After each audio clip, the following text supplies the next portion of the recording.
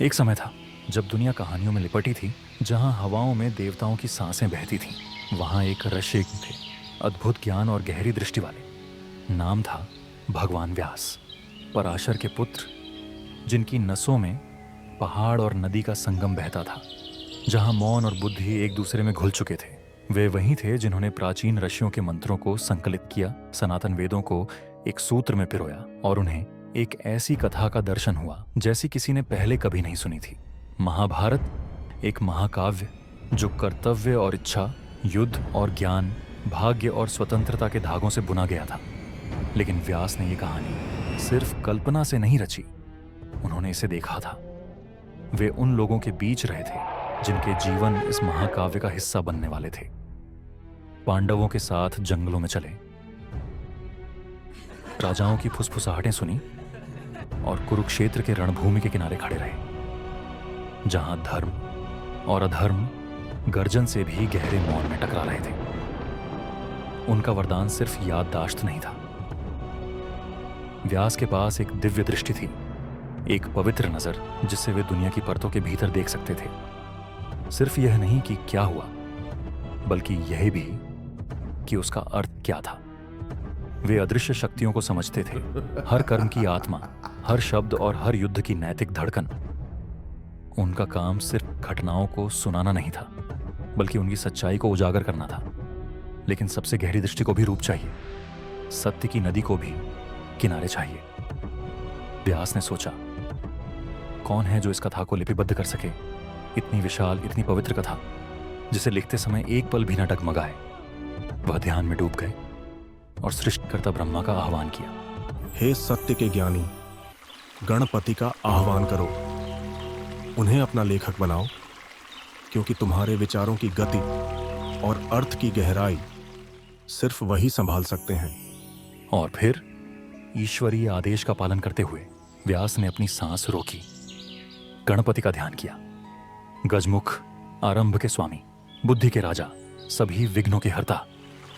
वायु में चमक फैल गई और देवता प्रकट हुए, तेज, स्थिर, कोमल मगर अजय, आंखों में युगों का ज्ञान समेटे हुए।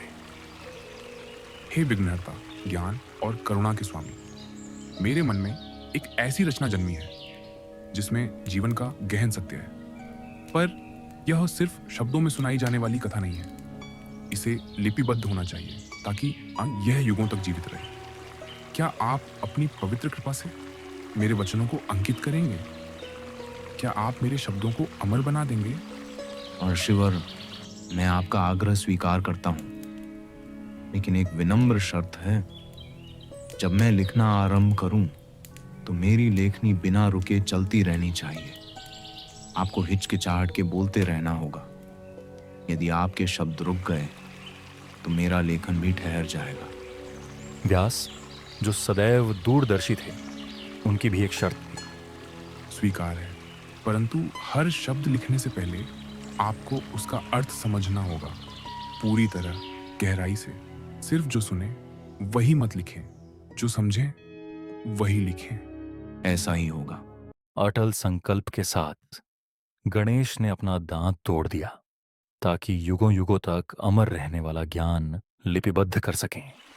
और इस तरह शुरू हुआ एक पवित्र संगम, मनुष्य और देव का मिलन। व्यास ने ठहर ठहर कर बोला। हर शब्द में रूपक और रहस्य की परतें थीं। शब्द गंगा की तरह बहते थे, विस्तृत, शुद्ध, अनंत। गणपति ने लिखा, तेज, मौन, अनथक। हर अक्षर समझ के साथ उकेरा गया। हर पंक्ति में सिर्फ भाषा नहीं, बल्कि सत्य भी। कभी कभी व्यास पहेलियों में बोलते, ऐसे अर्थ जिन पर गणपति को भी विचार करना पड़ता। उन विरामों में व्यास और रचना करते, मौन, अंतहीन। यह सिर्फ लेखन नहीं था, यह चेतना का नृत्य था। आवाज और समझ का संगम, आत्मा और प्रतीक का मेल। और ऐसे जन्म हुआ महाभारत का। सिर्फ राजाओं और युद्ध की कहानी नहीं, बल्कि इंसानी आत्मा का ग्रंथ, नैतिकता का नक्शा, किस्मत का आईना।